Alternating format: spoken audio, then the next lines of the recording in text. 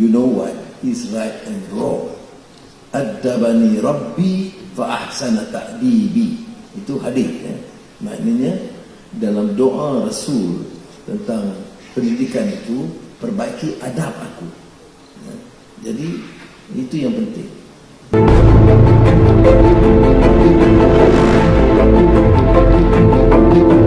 Warahmatullahi wabarakatuh dan salam sejahtera rakan-rakan Menteri, Salina dan seluruh keluarga kedutaan, rakan-rakan dan anak-anak dikasih sekalian. Saya tadi tak nampak Tansib banyak, baru nampak saya. Sorry. Terima kasih. Saya mulakan selalu dengan ucapan menteri-menteri yang hadir. Pertama sudah dapat kenal dan juga tahu bahawa kita kerja ini sebagai satu pasukan.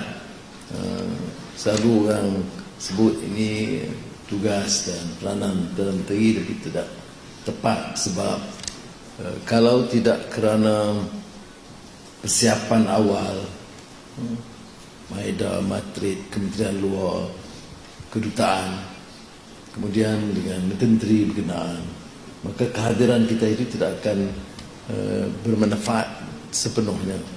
Jadi sebab itu kita kerja sebagai satu pasukan. Dan begitu juga dengan seruan tadi yang Iwan Benedict sebut, dan juga sebelum itu Saudara Ma'asan dan Saudara Zafrul, bahawa kita mau kerjasama dan kesepakatan semua rakyat negara, cintakan negara, kerana ini kesempatan terbaik untuk kita angkat semula imej, nama Malaysia, pelaburan yang tinggi, pembangunan yang baik untuk kesejahteraan rakyat seluruhnya. Oleh kerana ini kesempatan bulan Ramadan, hari kedua di sini, hari pertama di Malaysia, elok kita peringatkan bahawa tanggungjawab menyempurnakan Ramadan itu diwajibkan seperti mana yang umat terdahulu. Ini penting bagi rakan-rakan mengajar orang Islam dan dia bukan Islam. Islam itu dalam Quran itu bila menyebut Ramadan, berbeza kadang-kadang dengan yang sudah dengar sikap yang selalu menunjukkan ketegangan antara satu sama lain, bahawa puasa bulan Ramadan itu diwajibkan seperti mana Allah dilakukan oleh umat terdahulu. Maknanya ada pengiktirafan kepada amalan puasa oleh semua orang yang terdahulu. Ya ayyuhalladzina amanu kutiba alaikumusiyam kama kutiba alal ladzina min qablikum la'allakum tattaqun. Maknanya wajib kamu berpuasa seperti mana umat terdahulu juga berpuasa. Mudah-mudahan kamu bertakwa kepada Allah. Tentunya kaedahnya lain, syarat-syaratnya lain. Nawaitu itu mestilah ikhlas al-amalillah, karena keyakinan dan ketakwaan kepada Allah Ta'ala. Mengapa saya katakan ini inklusif? Kerana kita iktiraf amalan-amalan terdahulu. Puasa yang disebut tidak dalam konteks yang negatif. Kamu puasalah umat Islam, wajib berpuasa seperti mana umat terdahulu puasa. Kaedahnya lain, ya, caranya lain, tetapi diterima bahawa amalan ini satu amalan yang baik. Ini macam tazkirah asal. Tapi kita mana manfaatkan ini. Sebab tu saya katakan amalan puasa ini amalan kerohanian.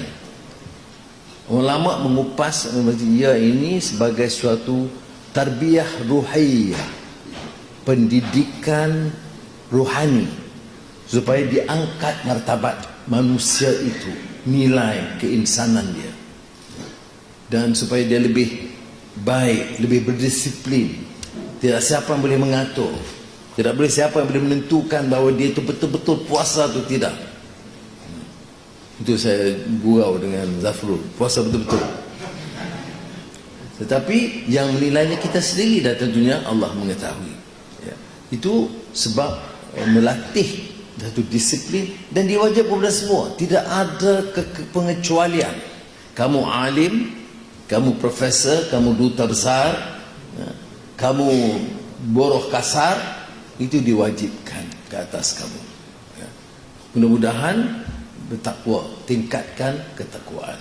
Dan bulan Ramadan juga bulan istimewa, bulan turunnya Quran. Dan Quran itu disebut hudan linnas, petunjuk kepada manusia. Syahrul Ramadan allazi unzila fihi al-Quran hudan linnas yubayyinatin minal huda wal furqan. Turunnya Quran itu, sekali lagi, mesejnya juga indah besar sebagai petunjuk kepada manusia. Dan ini berbeda dengan kadang-kadang bila kita bercakap soal Islam, cakap situ, kita nak gaduh saja, nak bawa permusuhan saja, nak hukum orang saja, nak kutuk. Tak betul. Islam ini difahami dengan maksud membawa kebaikan, mesej yang baik, keamanan, keadilan, kemanusiaan, kesehatan, menolak kemungkaran, menolak kezaliman, menolak penjajahan, menolak rasuah tentunya. Dan ini petunjuk kepada manusia. Hudan linnas wa bayyinatin minal huda wal furqan, dengan menambah petunjuk dan dapat menilai dengan baik. Demikian mukadimah pasal puasa. Dan nasib baik di Germany ini puasa buka lebih awal daripada Kuala Lumpur. Baik. Now, may I move the issue to, after expressing my profound thanks to colleagues here at the embassy and all those who participate in this program. That yes, we have registered a very impressive support, commitment not only among political leaders, very fast for the German government, the Chancellor, to invite me and the team to come and giving the honor and recognition to Malaysia, which is relatively much a smaller economy, much smaller country, and the exchanges have been very frank, very fruitful, wide-ranging, and then the support by the captains of industry. As Zafrul said, quite rare when you have impressive array of chieftains, industry captains from large conglomerates coming, meeting us. Some we meet in the group, some we meet individually, and these exchanges have been extremely useful for us. Now, we have registered somewhat the interest extending beyond 45 million, $1 billion, ringgit, yeah, 45.6 billion ringgit. You see, the political stability is important. People must have the confidence that we are staying for years to come. And then, for what? Why do we need political stability? We need political stability sometimes to display our arrogance of power, for personal aggrandizement, to enrich ourselves and our cronies, or to use them by make it very clear that we have set policies, clarity in policies. I've always suggested that. We must then introduce policies that's clear. National policy for unity, respect the right of every individual. Yes, Islam is the religion of the federation, but the respect, the recognition of the right of every single religious believer, whether Christians or Buddhists or Hindus or whatever.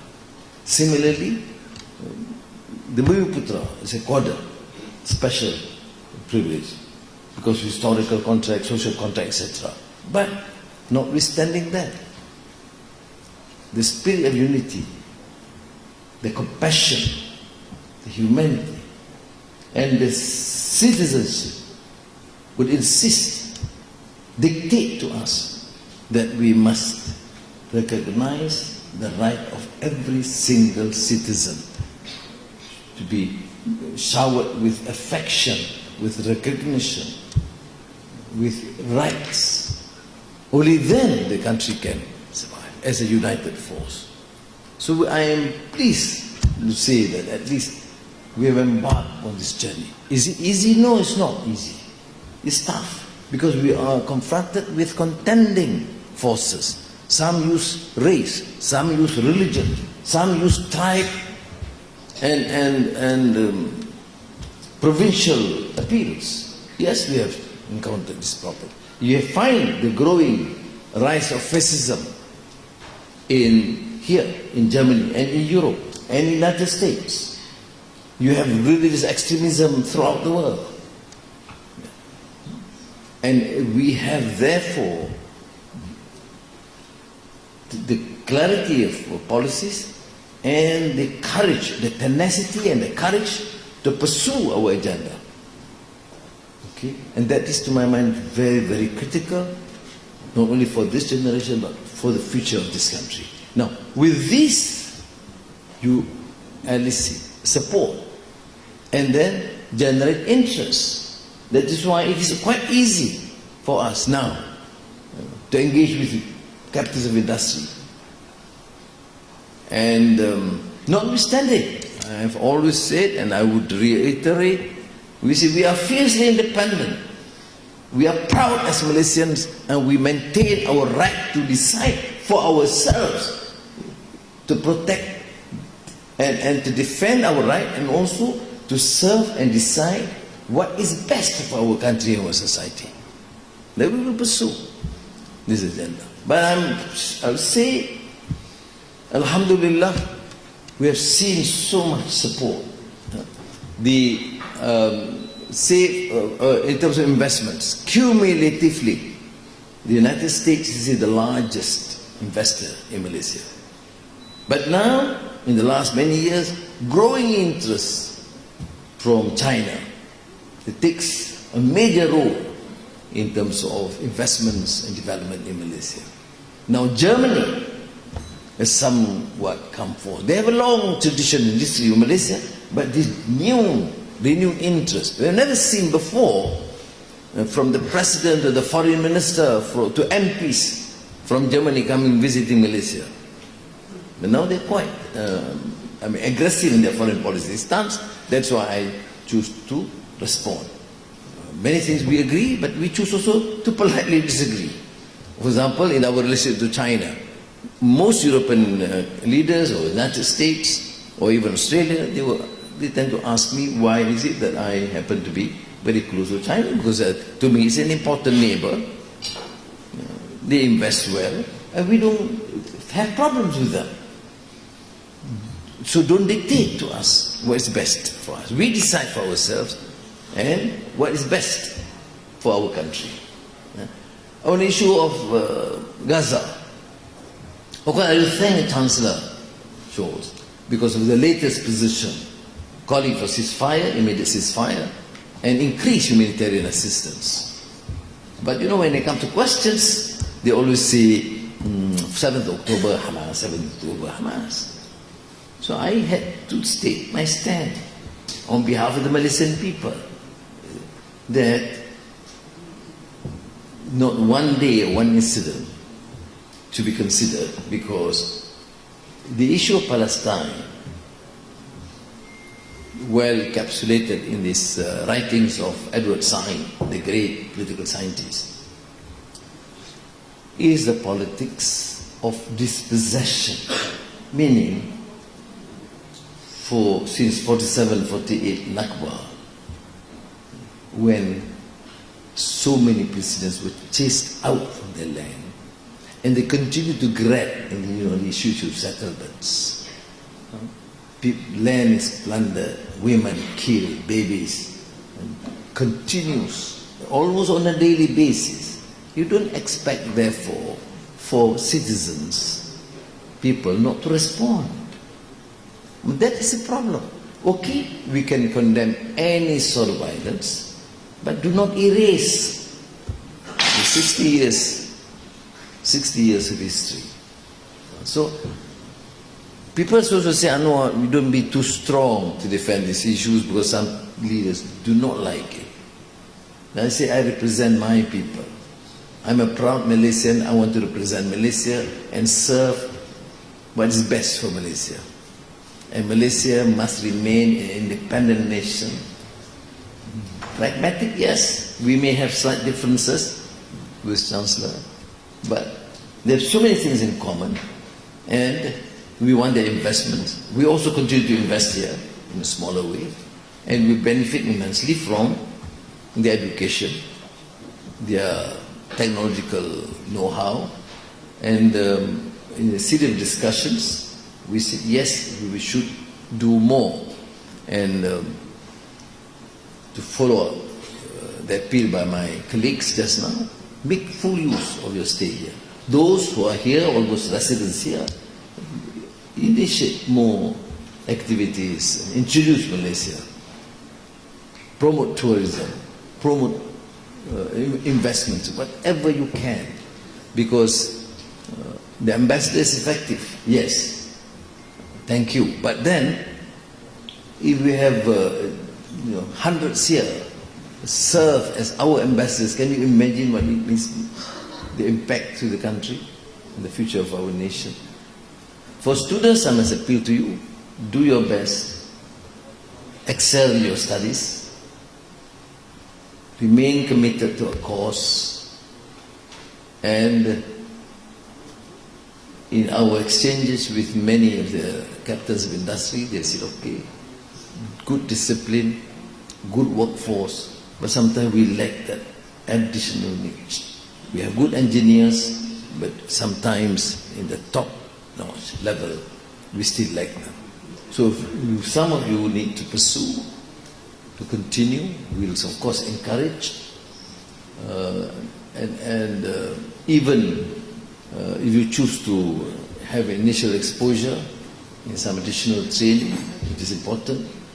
TVET is one level, of course, but most responses and suggestions have alluded to the fact that we need to further excel in all fields of disciplines, particularly in technology, in IT, in digital transformation, that we have to embark upon very aggressively.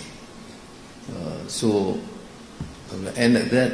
Terima kasih banyak kepada Duta Besar Wanita ni, dia agresif sikit. Dan tetapi saya ucap terima kasih kerana perjalanan tugas yang besar, amanah untuk menjaga negara kita. Kita dah rugi sedikit beberapa lama, sekarang ada kesempatan untuk Malaysia bergerak semula. Saya bangga sebagai anak Malaysia, sampai tidak juga bila kita dapat pengiktirafan, kita dapat sambutan, dan sambutan pelaburan yang besar. Kerana dengan cara ini sahaja kita boleh angkat martabat negara kita. Dengan cara ini sahaja kita boleh tingkat mutu hidup dan menentukan masa depan Malaysia yang lebih gemilang. Terima kasih. Wassalamualaikum warahmatullahi wabarakatuh.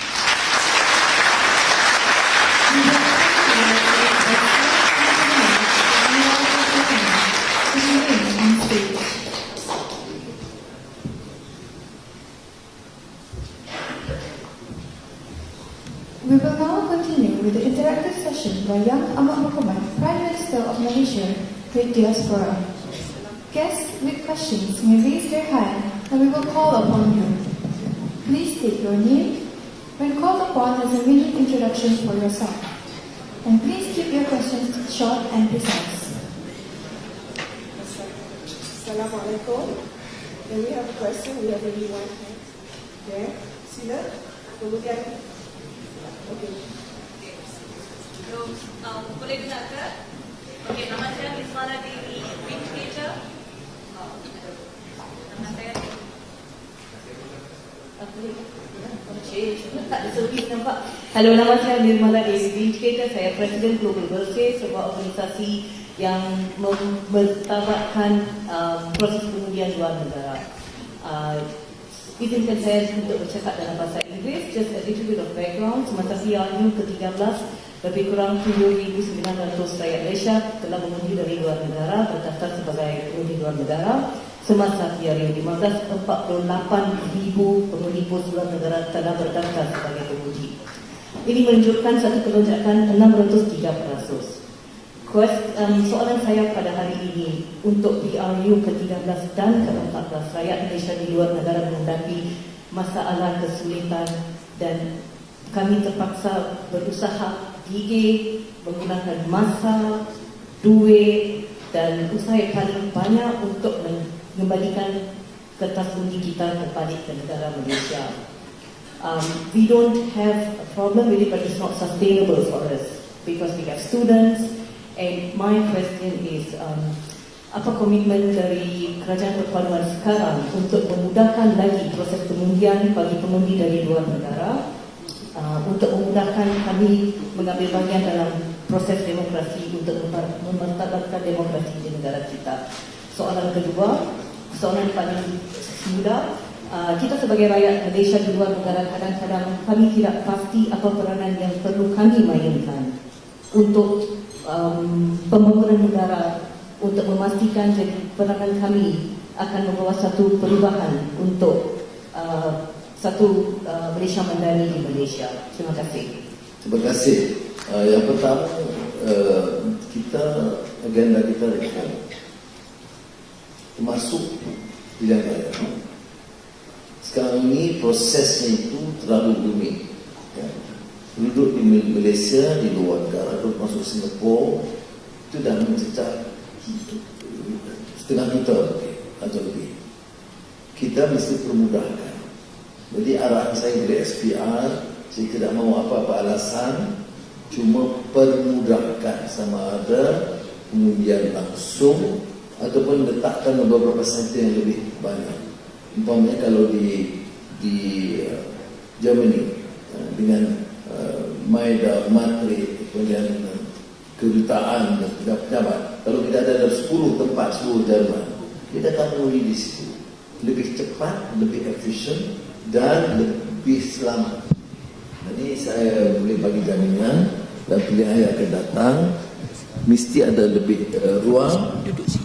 Rakyat Malaysia di luar negara berhak mengundi dan itu tidak dapat kesukaran ke daftar dan sebagainya. Saya tidak fikir satu keperluan seperti mana rakyat Malaysia sekarang. Kita dia sudah menjadi pengundi secara otomatik. Keduanya peranan kita pertamanya ikuti dasar dan perkembangan, dan saya percaya dalam kumpulan-kumpulan kecil dan persatuan-persatuan atau individual dan syarikat itu hanya perkenalkan dasar Malaysia dan juga interaksi saudara-saudari dengan anak tempatan. Itu penting, ya. Orang Jerman ini punya potensi yang besar, bukan jadi perniagaan, pelancongan, ya. Dan kita juga bawa seperti mana yang disebut oleh Iwan Benedict sebentar tadi, barang-barang hasil Malaysia. Umpamanya tahun depan kita akan promosikan ASEAN, ya. Dan hadiah-hadiah pasal diberikan tu mungkin 10,000, ya, jenis. Saya syaratkan mesti hadiah dari hasil tempatan.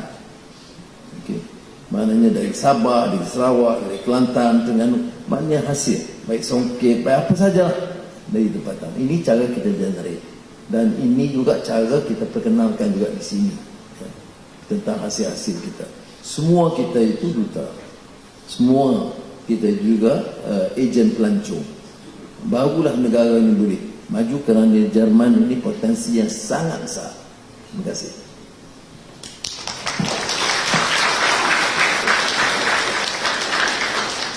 Thank you. Can I have from this side of the room? Maybe you have a question? Oh, I will. Please, I will. Introduce yourself. Thank you. Assalamualaikum.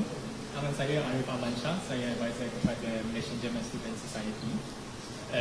Saya tanya soalan dalam bahasa Inggeris.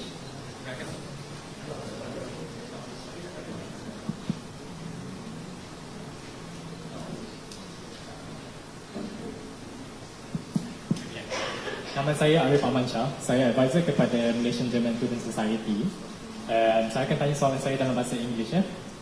Many students like myself are looking to return back to Malaysia after our studies, but there are concerns that upon returning that we are unable to find suitable jobs. So what are the initiatives being undertaken by the government to address this and ensure that fresh graduates, upon returning to Malaysia, are able to find suitable jobs that fit their qualifications? Thank you. So far, graduates from Germany has not found any difficulty. The German graduates are in high demand, and most German firms look up to German graduates. So I don't see that's a problem, but I will of course refer to our Ministry of Manpower to deal with the issue and probably to give you the context. But right now, I mean, I fail to understand why this is a concern, because it's not an issue. For probably graduates, some countries may have a problem, but certainly not a graduate from Germany. Very high demand. I don't know why.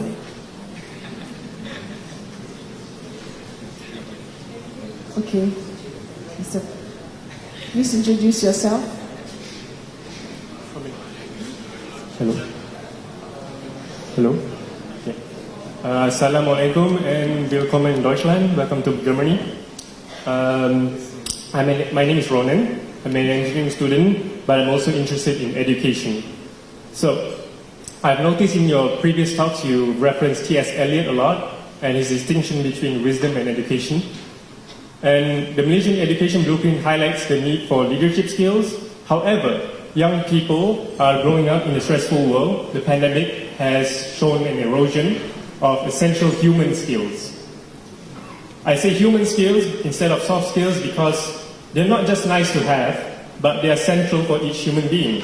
Skills, not just leadership skills, skills like how to have a difficult conversation, how to form opinions, and how to take care of the person to the left of you and to the right of you.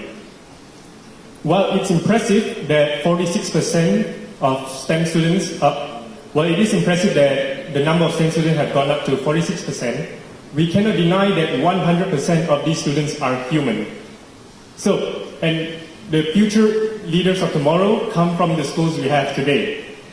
So, therefore my question to you is, what are your plans to address this issue and to give them both the technical proficiency they need as well as the human skills they need to strive not only for knowledge of the books, but also knowledge on how to live life. Thank you very much.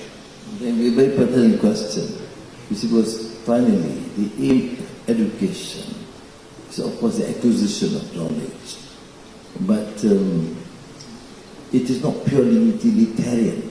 There's a school in philosophy and in education called utilitarianism.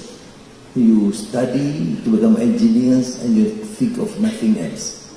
And you don't care about humanity, you don't care about society. There is a recent work by a very renowned ex-dean of Harvard.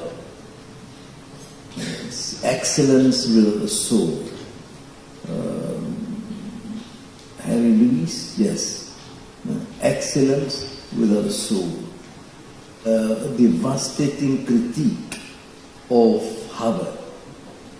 No one can question the fact that Harvard is a center of excellence in virtually all fields and disciplines.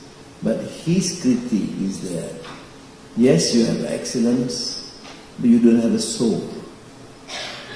Just outside the campus, you have racial discrimination, you have abject poverty. It's not of a concern to the students. So there is something lacking in the education system. So you refer to Eliot. Eliot made a very clear distinction between information, knowledge, and wisdom. Where is the information? We have lots of knowledge, etc. Information is there. I mean, you get to Google and you get anything is there. But some are trash. Some information are knowledge. So you must be trained, therefore, in education to know what is information and what is knowledge. And not all knowledge bring about wisdom. So you have a distinction. We have all information The second category is knowledge, and the final one is wisdom. And wisdom comes because you create that understanding where you have values, you know what is right and wrong. Addabani Rabbi fa ahsana ta'dibi. Itu hadis ya. Maknanya dalam doa Rasul tentang pendidikan itu, perbaiki adab aku. Ya. Jadi itu yang penting.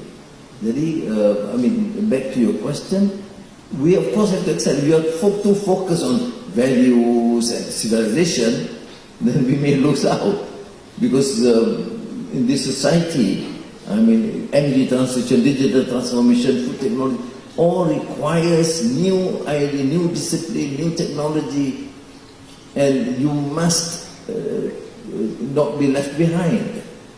But it is a good reminder that yes, once acquiring these fields, these new disciplines, you must not lose sight. After all, we are educating a human being. Because you have smart people who don't care about humanity. You have smart people, but there's no compassion. Those people who articulate as well as so-called alim or scholars or politicians, sometimes are just heartless. Some so racist, so inhuman, and so blatantly corrupt. Why? They have lost their soul. They have knowledge, but they have no soul. So it's a very good reminder. We have to therefore balance between technical skills, know-how, new disciplines, but they must remember, we must create and educate men and women. Domo arigato.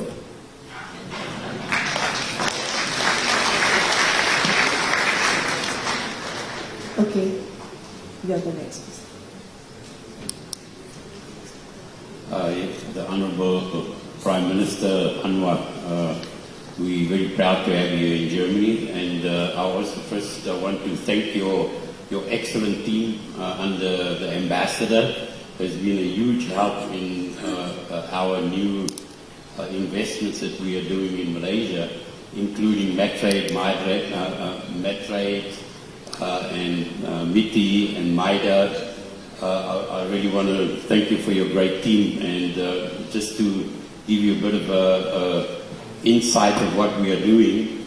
I'm sure you're aware that the Europeans are more interested in lifestyle than anything else at the moment. They're all talking about lifestyle.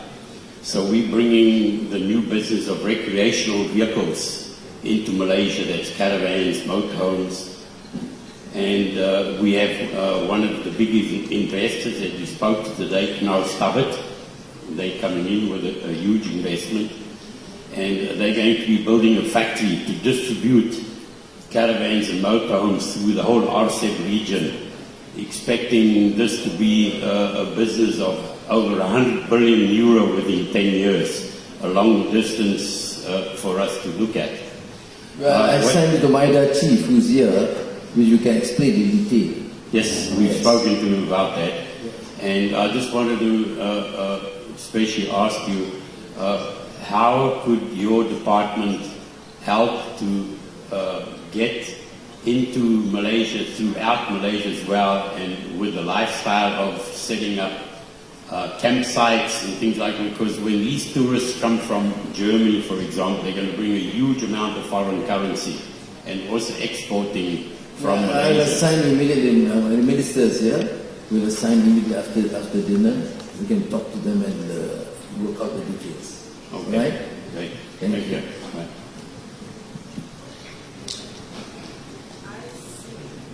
I see a hand at the back of the room. Can we get a mic to him or her? Thank you. Will you open? Hi.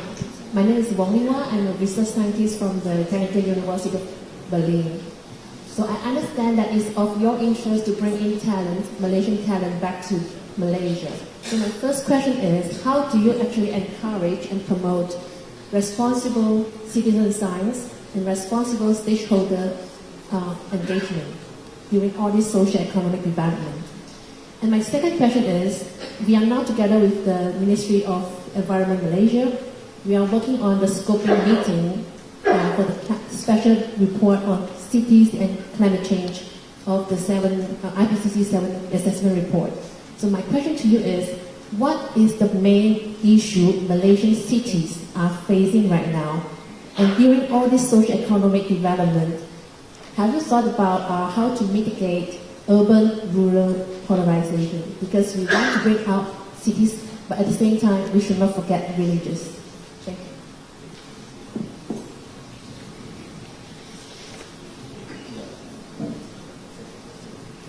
Can I get your first question again? It was not so clear. We got the second question, but the first, maybe you can repeat? Thank you. Sure. So when is your ambition to bring back all the Malaysian talents to Malaysia for all the development? So how do you encourage responsible citizen science and responsible stakeholder engagement? Well, right now, because of political stability, clarity in policies, you find more Malaysians coming back. One. But you ask me frankly, we don't need to. I mean, some should excel overseas. I mean, you establish your grounds, your professionalism, initial exposure outside is of immense help to the country. So, in fact, in our policy, when among JPA scholars, if some of them, if you don't urgently require them back home, can be encouraged to have initial exposure overseas. That's one area. But of course, we start now identifying, it's a talent call, where personalities or researchers, where we believe can contribute in the country, then we will invite them. We will do it. But I think it is, it will come about with a more stable, vibrant economy. If we are still slow, then whatever perks you give will not be attractive enough. So the ecosystem must be to support such venture. We'll do it. The second issue was cities. Now, this urban-rural dichotomy does not work in the manner that what we thought of in the past, because in the urban area, majority of the population is now in the urban areas, urban and suburban. And if you talk about poverty, worse poverty in the urban area than poverty in the rural areas. But the focus must be like my first major policy is to wipe out abject poverty in the country. Noktahkan kemiskinan tegar. Okay?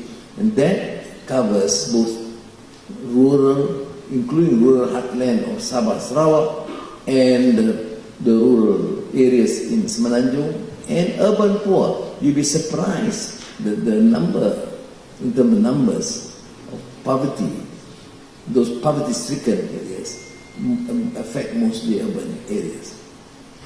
Now, extending beyond that, the whole planning for cities must change. You know, in the first year I was handling Kuala Lumpur just to get a good understanding.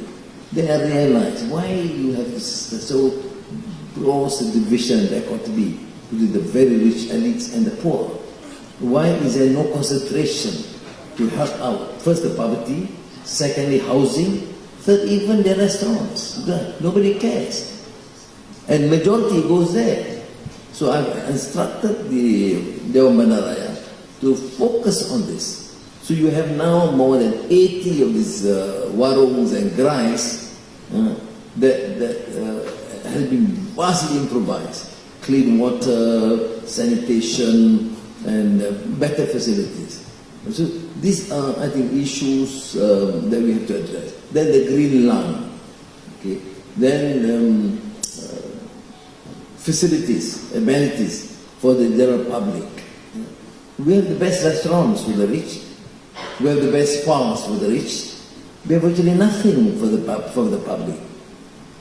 So there is that this clear disparity between the rich, very rich and the poor.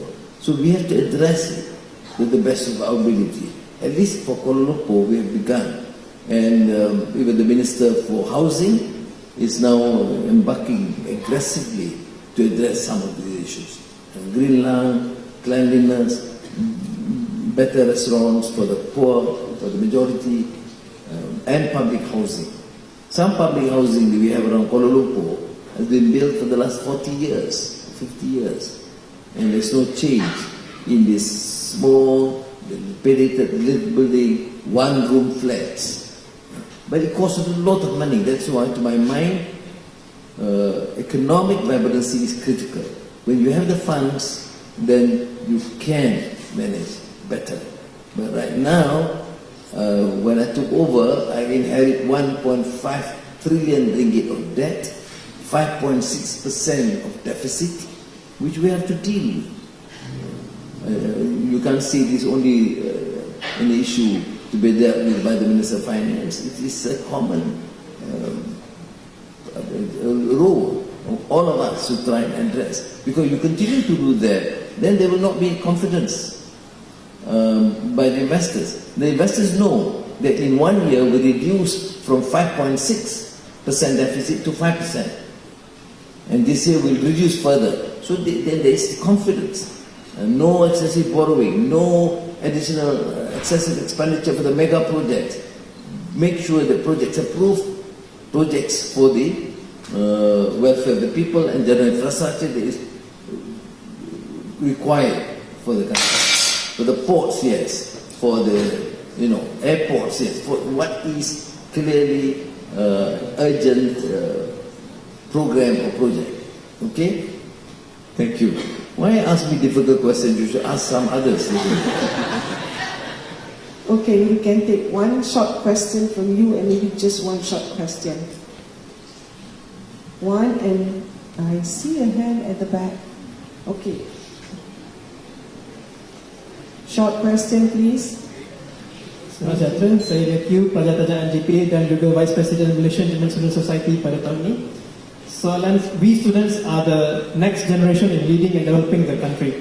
Soalan saya kepada Dato' Sri ialah, apakah advice Dato' Sri kepada youths and students di overseas in terms of succeeding in life and in contributing to the country? Sekian.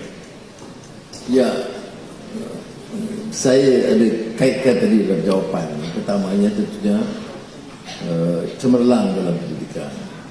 Tapi faham bahawa pendidikan itu bukan sahaja kemahiran di keterampilan, tapi juga kemanusiaan dan nilai dan akhlak. Negara jahanam sebab apa? Sebab sementara ada pembangunan, tapi nilai merosot. Rasuah diterima sebagai satu sistem budaya. Jadi hal-hal ini harus juga memberi kesan kepada mahasiswa. Jadi mesti ada satu minat melihat pendidikan itu secara yang menyeluruh, mendidik manusia, mengekalkan nilai manusiawi atau keinsanan dengan kemahiran-kemahiran, keterampilan bidang yang mendesak yang diperlukan sekarang. Sebab itu teknologi berubah dengan kadar yang sangat pantas dan kecepatan perubahan itu menuntut kita juga merubah dengan cepat. Ini yang disebut dalam zaman pasca normal. In the post-normal times, the pace of change has been extremely fast, and you proceed with the normal planning and execution of the past, we will lose out. Okay? Arigato. Question to the girl that okay, is that a lady or a man? Please stand up. Yes, you. No need to look at the back. You. That's right. Thank you.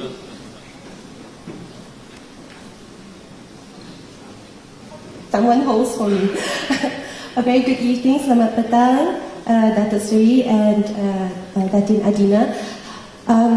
My name is Dwi. I'm part of the Malaysia Club Berlin, and I'm very proud to be. Saya bangga bergelar anak Malaysia. But one issue that's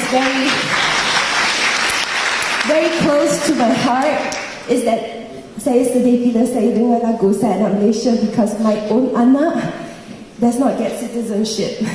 So this is a hotly debated issue, and I think it is, of course, not fair that Malaysian citizens, this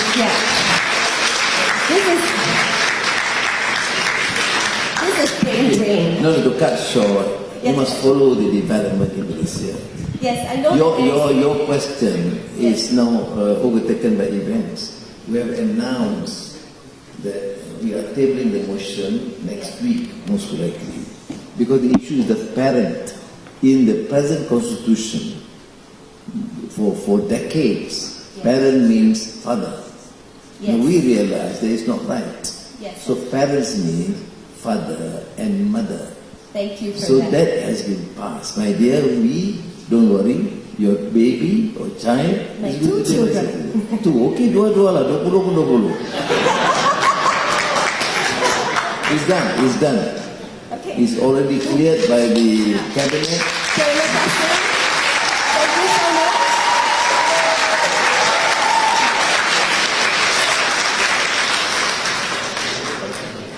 Okay, thank you so much. Good to know that we have good news and you don't have to feel so sad anymore. Dato' Sri has given you a wonderful answer. Right. So that sums up our session for this evening on the interactive session. I think we've got about 7 questions. Just to sum it up, a question on from Global Bursay, from RA, working back home. There's question on the aim of education, question on even the RV and the global camping lifestyle, question on how to become a better person, and finally the question that I think is the $64,000 question when we are abroad. So thank you for that answer. And I think what we can see, the underlying tone of the session today is, I feel that Dato' Sri has given us this message to always strive for excellence. Strive towards excellence, especially you students here, please remember that. And I think, and make excellence a soulful journey, and may we get or attain wisdom in that journey, especially in this time of chaos and conflict. And on that note, we end the interactive session. Thank you very much, guys.